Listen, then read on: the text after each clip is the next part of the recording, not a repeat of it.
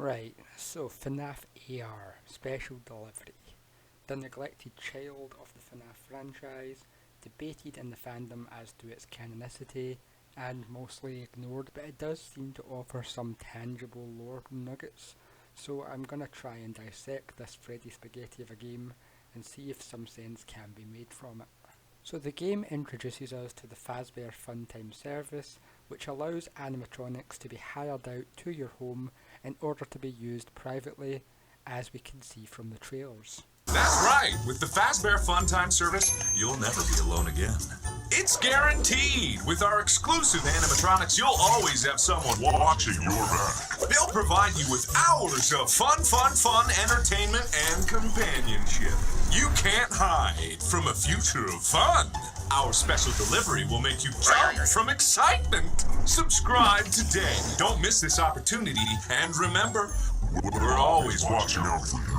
Now, we know from the lore of Freddy's in Space 2 being somewhat canon that Markiplier can be potentially considered a canon figure in the franchise. And we can conclude based on what will be covered later in this video, the intro cutscene for the game and the Markiplier segment of the trailer exist in canon, being the same kind of cheesy cutscene marketing in FNAF 6. So the glitches that we see in the opening cutscene, from Funtime to Eternal Package and the Always Watching, you would then point to the fact that these glitches are not intended by the company to exist, and it's possible they are being covered by some other entity, which we will cover soon. I do believe, however, as the lore explains certain similarities to Help Wanted, that these glitches are indeed not intended by the company, as the launch of this service appears to predate the Help Wanted plan to discredit the events in the timeline, and leads directly into those events at some point later on. This would imply that the gameplay portion of the trailer is not canon, but the lore included in it is intended for us, the fans, to find. Now, we see multiple glitches within the trailer.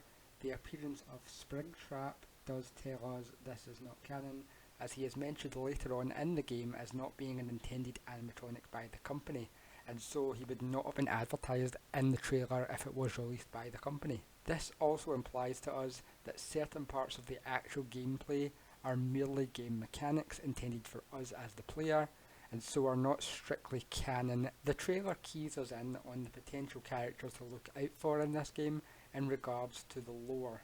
We get Glitchtrap in one of the glitches, and we see his activities will be very important in the lore of the games to come. There are also accounts of an 8-bit lefty and a purple guy also appearing in the glitches. I've never been able to find them myself specifically, and there isn't that much coverage on them as far as I can tell, but if they are real, then this would seem to indicate that these characters are also present. The most notable character that we see here appears to be the spirit within Golden Freddy. We see in the trailer the lights flashing on the wall, kind of similar to Stranger Things, which have "It's Me" within them, as well as a C that appears on the TV screen. As we see from the teasers, the C is connected to the "It's Me" and is strongly believed to be the spirit of Cassidy, one of the 6 murdered children. Now, there is debate over whether the vengeful spirit is Cassidy or Andrew, as we see in the Fazbear Fright stories, but I don't see why it cannot be both.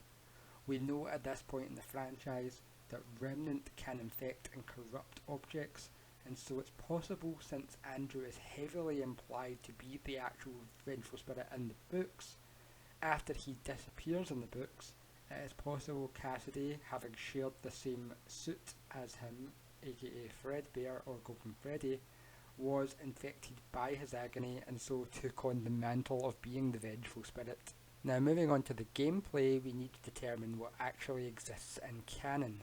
The gameplay is not what the service is intended for, so certain elements are indeed not canon.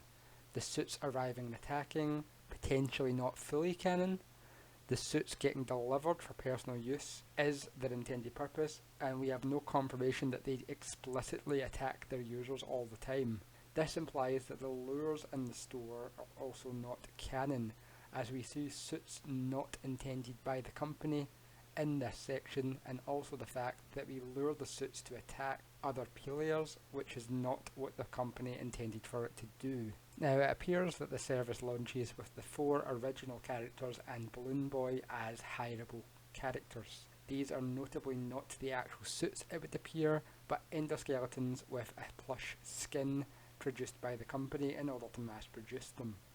It can be inferred that Baby is potentially not intended to be a character by the company, as the Jigsaw teaser we get shows her to be what appears to be a central antagonistic aggressive entity, and so it is unlikely the company intended for her to be an actual character. The gameplay shows us being provided with a flashlight and a shocker. The suits arrive using an Anim Stealth unit to cloak themselves. Anim Stealth appears to be canon, and so it would appear then that the company has apparently perfected cloaking technology, and this may be related in some way to the illusion disc. Now, we get emails from a rather glitched email address that appears to resemble Fazbear Entertainment, which gives us hints on how to find cloaked suits and defeat them using the torch and the shocker, confirming that these are indeed actual things that are sent out to the users.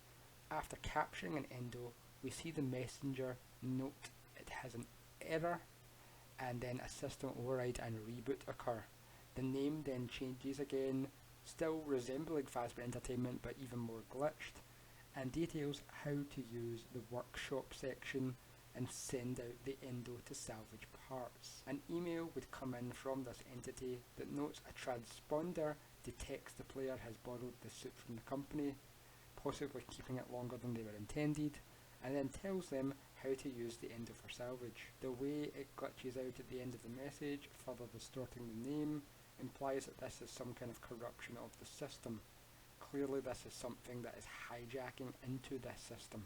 The entity would then go on to have us collect the remnant. It seems odd that the company would include this unless they are deliberately trying to cover up remnant and recover it for some use. However, if this is not the company, then the entity itself wants to harvest the parts and the remnant for some ulterior motive. And as we see, the entity has us inject the remnant into the endoskeletons in the workshop in order to make them more powerful, I believe. It's not really clear to me what the actual purpose of this is in the game. Now, I believe this occurs around the time of the Man in Room 1280 story, and that the delivery service is in some way connected to the distribution hub of Fazbear's, and so the collecting and injecting of remnant does seem to parallel the fact that in that story a lot of the items that are distributed from the warehouse are in fact injected with remnant due to the events of that story. It is at this point that we will also receive an email from the Fazbear's Office of Legal Affairs, which tells us that we may potentially receive emails that are not intended for us, and as these provide the majority of the lore in the game, the appearance of these emails is considered to be part of the canon. And as Scott did intend for the unreleased ones to eventually be released, we can therefore consider those to be canon too. Now, we will also get emails from Fazbear Entertainment itself, confirming the previous sender is definitely not the company. The contents of the email would seem to confirm the canonicity of the Anim Stealth, flashlight, etc. And a further email notes haywire issues on the suits, giving hints to look away if the suits glitch. The fake entity would send an email telling that suits can be sent to friends. The tone of this message could imply that the entity itself is in some way wanting to send these remnant-infused suits out to torment people.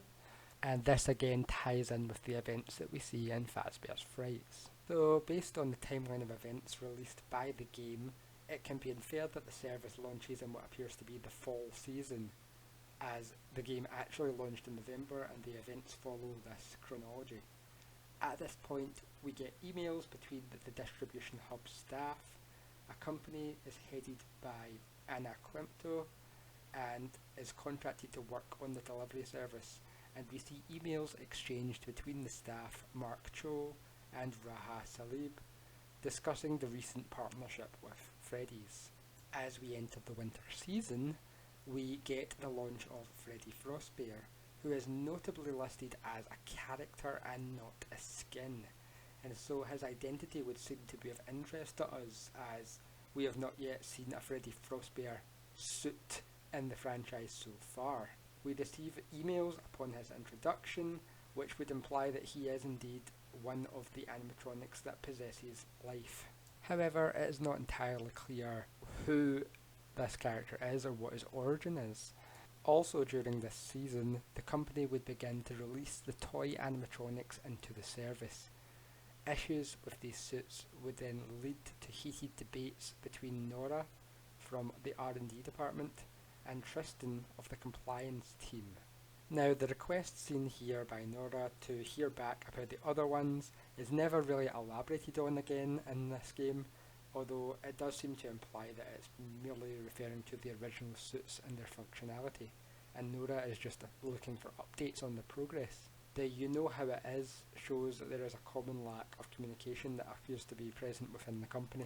The company would then release a troubleshooter guide, which would launch alongside the Toy Chica suit being implemented, and as always the company shows us that it is just completely disregarding of anything to do with safety precautions. Nora now would later email Charles of the quality assurance regarding the toy Bonnie animatronic. Wanting to meet their deadlines, the company would swiftly disregard any potential faults within the suit and rush to launch it, and also send out a troubleshooting guide alongside this one as well.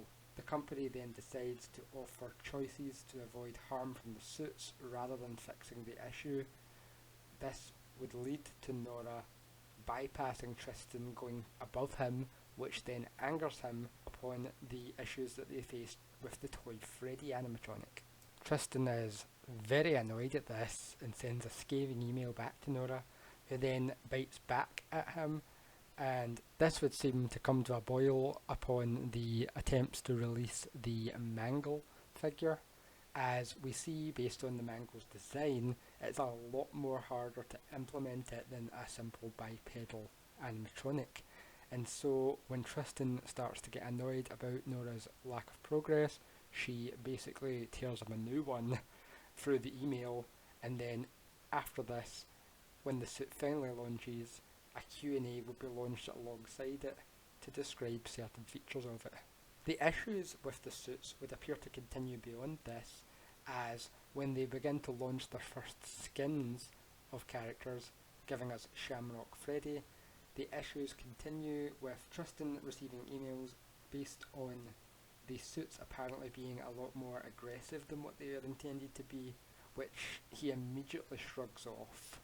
This issue appears to continue into the Easter releases, as we see the launch of Choco Bonnie and Easter Bonnie as skins. As well as this, we also received a teaser of a shop where the suits are implied to have staged a breakout, and the building notably has a faded imprint showing that underneath where the banner is, it once read Fazbear Entertainment. Easter Bonnie also has an Easter egg on his tag that resembles the words Happy Easter, but notably the S is a different colour, meaning if you remove it, it reads Happy Eater. The rivalry between Tristan and Nora appears to continue through the development. However, this is the last time that we see these characters, so after this point we don't have anything more on them. Now, May is where the lore really seems to connect with Help Wanted in interesting ways. The VR Toy Freddy skin obviously recalls Help Wanted being a VR game, and we also get System Error Toy Bonnie, showing that an issue arose within the system around this time.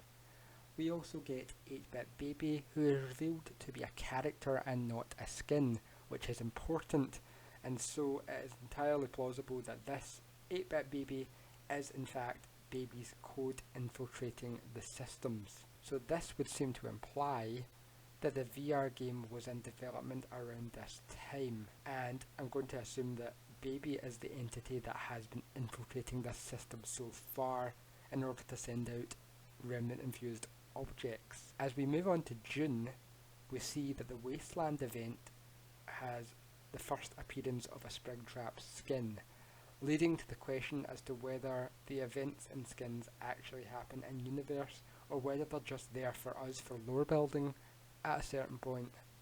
we do see an email from Fazbear Customer Services that implies Springtrap was definitely not intended to be part of the service, but enters use, and so it seems odd the company would produce skins of him unless this coincided with the Help Wanted development, which means they are now allowing the inclusion to downplay events. Now, with regards to the wasteland that the FNAF 6 site is potentially covered over with a landfill at some point, which would then become a sinkhole, which would be where the Pizzaplex would later be built on top of. This is how I would make logical explanation of the progression of the site that we see that the Pizzaplex becomes. This would explain the trash insecurity breach and why Springtrap is referred to as toxic in the skin for this event.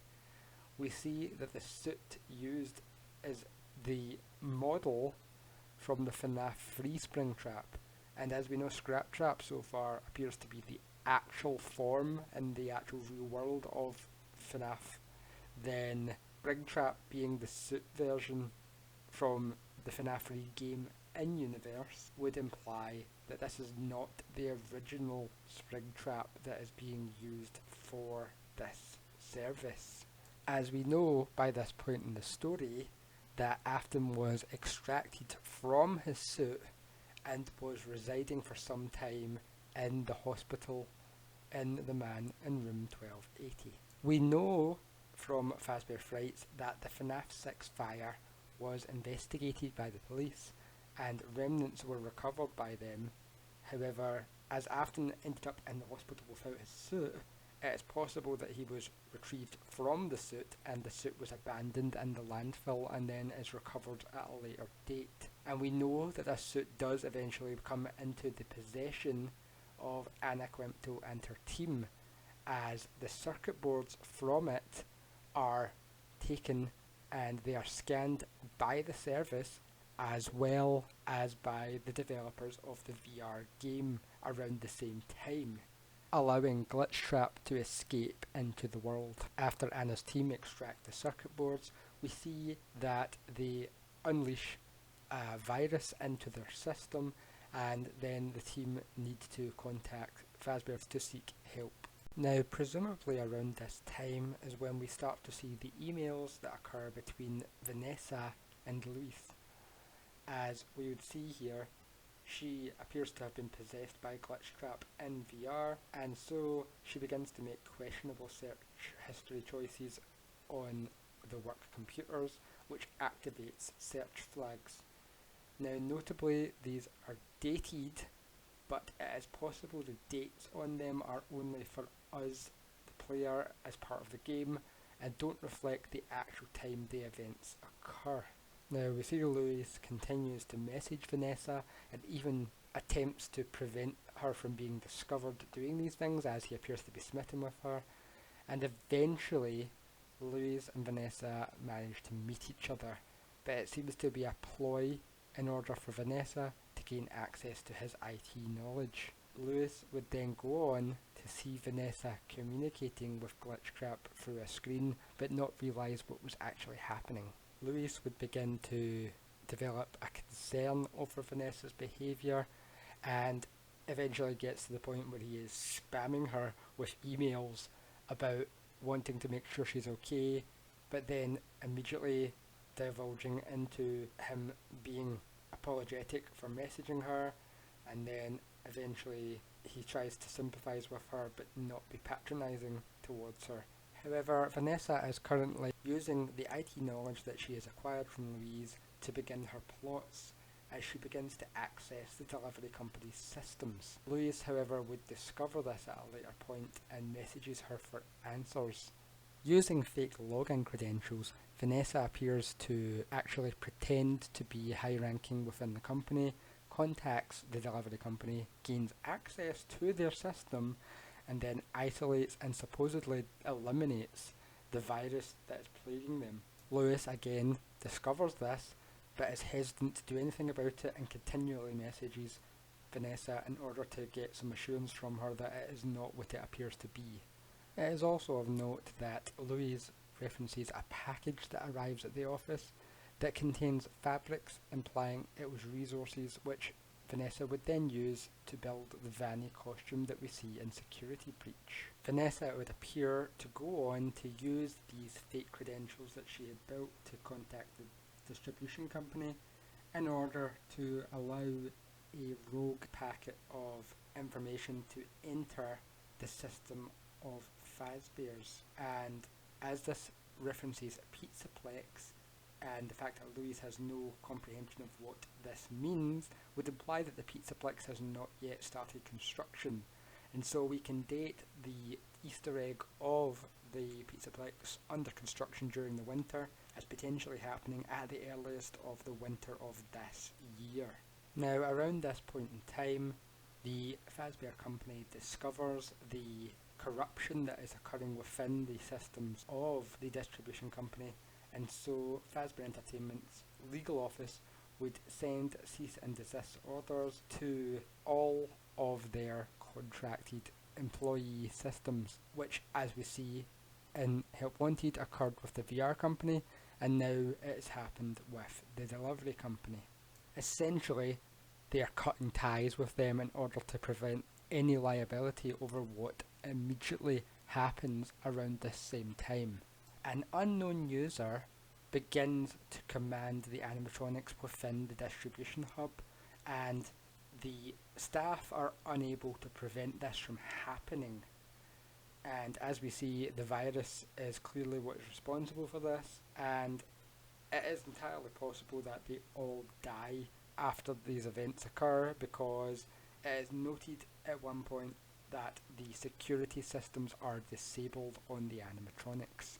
Does this imply then, canonically, no events after this event occurs actually exist in their world, and that the distribution company no longer exists, and so special delivery no longer exists? Or did Fazbear Entertainment just take over the production of this service? Moving into the summertime, we get the Sizzling Summer event, where we see a Flame Endo, which is oddly the first Endo variant that we have received, as we also see that there is a Flaming Springtrap and a Burnt Chica.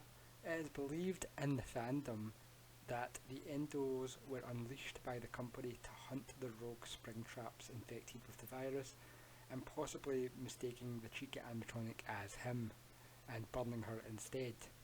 We also get our first baby skin in the game, and she is still not acknowledged as part of the service, meaning the broiler baby is intended for another purpose, perhaps hunting the Endos that are hunting Springtrap. Now, September would lead us into the Dark Circus event, debuting Ballora as a character, possibly recovered from the same landfill as Springtrap, implying that she was released from Molten Freddy, as it would appear that Mango/Funtime Foxy was before her earlier in the story. Alongside Funtime Freddy, who also appears the next year in the story. Now, with the notable absence of Baby, it does appear that all the suits for the circus appear to be connected in some way to the Aftons. Clowntrap is Afton. Ballora, Mrs. Afton, as is believed in the fandom. Mangle is connected to the dog, as we see from Ultimate Custom Night and also from Susie's murder. And so the Ringmaster Foxy would appear to be Mike, as he is the one creating all these games, and Foxy was his favourite suit, and so he is the one leading this circus that Fazbear's is perpetuating in order to discredit the past events. We also know that Ballora is indeed possessed, as we see her using multiple email infiltrations of the system in order to communicate with the player, and so the fact that she is possessed by Mrs. Afton may in fact be a lot more credible. We also get to Halloween next, which features the jack-o'-lantern suits, which we see in Dreadbear, and we would also see the inclusion of Plushtrap. Now, the inclusion of Plushtrap here would seem to make it possible to tie in the Fazbear's Fright stories here, as we know that the Plushtrap Chaser launches on Halloween in the books, and it occurs within the core of the Stitch Wraith story. Now, as we know, that Plushtrap existed in Help Wanted, which occurs earlier this year, It is possible that after the release of Help Wanted, the public did mostly buy the lie, which led to Freddy's becoming popular again, explaining the multiple sites that pop up in Fazbear's Frights as well as the Pizzaplex. So by the time of Halloween in the same year, we see the launch of Dread Bears occurs now, as well as Plushtrap seen as a popular part of the game and being marketed as a toy. This would indicate the Fazbear's Frights main story occurs alongside the release of Dreadbear and shortly after Help Wanted released the same year. And this would explain why Baby is not part of the Dark Circus. At this time, she is busy doing other things, as we see in the events of the Fazbear's Frights novels. So November is just a Haunted Forest themed, and then heading into December, a full year basically after the server's launched, we get the Winter Wonderland event where we get revealed Golden Freddy. The Pizzaplex begins construction now, as we see in the Help Wanted Easter egg, and due to this being the early stages of the Pizzaplex, it is possible this is also where Freddy's in Space 2 launches, leading to Roxy first beginning development as a character. Around this time we also see the email that notes transfers and layoffs within the Fazbear's company, and it would show us that Vanessa would be transferring at this point from security at what we assume is the Fazbear's office to security at the Pizzaplex. As this is noted to be the fourth quarter, it is placed between October and December. Now there exists a whole other year of events for FNAF AR, but as we see, it basically slowly fizzles out. We get the Heartstopper event for Valentine's, the Ancient Equinox in March, possibly hinting at the ancient belief of life and death being tied to nature and the change of seasons. Funnily enough, we do see a lot of Fazbear Frights stories occur in either the spring or fall times when the equinoxes occur, and as we know, this is believed to be when nature switches back and forth between life and death, giving us death and also rebirth. Easter gives us a melted variant of the Choco Bonnie suit. Around this time, Fury Rage was released to the public, and based on the available evidence, I believe that it is not canon to the in-universe games, so it is not a game that exists within their universe, but it is intended for us, the fans, to provide some lore, as Scott specifically did make it as an apology for Security Breach taking so long to release. The fan base, when they find out that I have to delay the game again, they're gonna kill me. They're gonna burn my house down. They're gonna tar and feather me. What am I gonna do? I know. I'll make a game for them. And we would see the events taper off as we get the Wicked Tides, Scary Tales and Scream Punk before the Scott donations controversy would see him basically retire from the franchise. And after this point, the only other real extra part of the franchise we get in FNAF AR is the DLC for the Dark Circus. As we saw previously, the Dark Circus hosted low relevance. The inclusion has a new figure, Great Escape Golden Freddy. A chained up Golden Freddy, symbolic of them being trapped perhaps, and upon completion of this DLC we will be showing Golden Freddy revealing the spirit is still present, leaving their fate unknown. The game would fizzle out after this, bringing only Funtime Freddy, who completes the Molten Freddy trifecta of suits that we see in this game. As this reveal of Funtime Freddy occurs in January, and Security Breach is apparently believed to occur in March, then it is possible that this is basically the end of FNAF AR running into the start of the events that we see in FNAF Security Breach. And so given that this timeline is showing events after FNAF 6, it is logical we look at where all the major players in that game have ended up since then. We see Springtrap, Baby, Lefty with the puppet, Molten Freddy and the Vengeful Spirit, and the Guard. So you've determined that Springtrap was recovered from the fire and ends up in the hospital for Fazbear's Frights. The puppet would also be recovered following the fire, as we see in Fazbear's Frights, and ends up in police custody. Lefty has not shown up, but as we see Freddy Frostbear as an actual character, it is possible he is Lefty. This would explain the red-eyed shadow bear in Help Wanted. Baby survives and we see her infiltrate the delivery service, as well as go on to be a major enemy of the Fazbear Fright stories. Molten Freddy would appear to be returned to its original components, as Mangle, Ballora and Funtime Freddy are all returned during this game. The Vengeful Spirit is shown to have clung to Afton in Fazbear Frights before being released, leaving Cassidy to fill his place.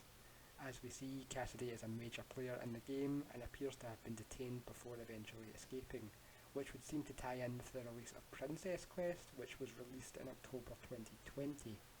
The princess is confirmed in game files for Security Breach to actually be Cassidy. We see in Dreadbear and It's Me teaser, as well as Dreadbear rising from the lake, similar to the one in the Old Man Consequences game. This and the appearance of Golden Freddy in Special Delivery seems to imply that after the Vengeful Spirit of Andrew gets released around the time of Dreadbear's release, we see Cassidy take his place and is somehow trapped within the Princess Quest game and appears in Help Wanted, potentially to help catch Glitchtrap. The identity and fate of the guard from FNAF 6 seems to still be unknown at this time. Now it is noted within this game that if you extract too much Dark Remnant you will summon Shadow Bonnie, and as we see in Fazbear Frights, this entity is somewhat tied to Circus Baby, which may go on to implying that the entity that is affecting the systems and is distributing and collecting Remnant seems to be her, as the messages relating to it predate the release of Glitchtrap in the lore, and so it is not him that is doing it.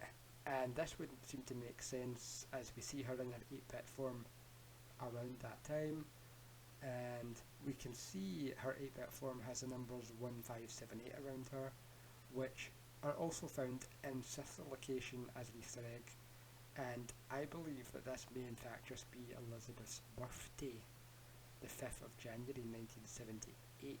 The Remnant collection seen here seems similar to the Fazbear Fright story Lonely Freddy as well, as we see in the Ultimate Guide that the Lonely Freddys are intended to be Remnant harvesters. When we get the birthdays file, we notice that Vanessa is listed as being 23 years old, which may help us to date the events we see here, as her email address has 97 on it, which is possibly her birth year, and so that would mean that adding 23 to 97 here, then the events that we see occurring here may in fact occur around the year 2020 in the timeline. And so as we can see, the story of Special Delivery appears to form a sort of backbone for the continuation of the story after FNAF 6, and helps us to accurately plot where Fazbear Frights and Help Wanted occur in relation to each other as we approach Security Breach. And so the next video that I am going to tackle is going to be the Fazbear Frights novels and how they intersect with this timeline, particularly in relation to the major overarching story of the Stitch Wraith saga. I will see you then, and also shout out to all the creators who have created their own videos of the gameplay in order for me to use these clips that I use for my videos.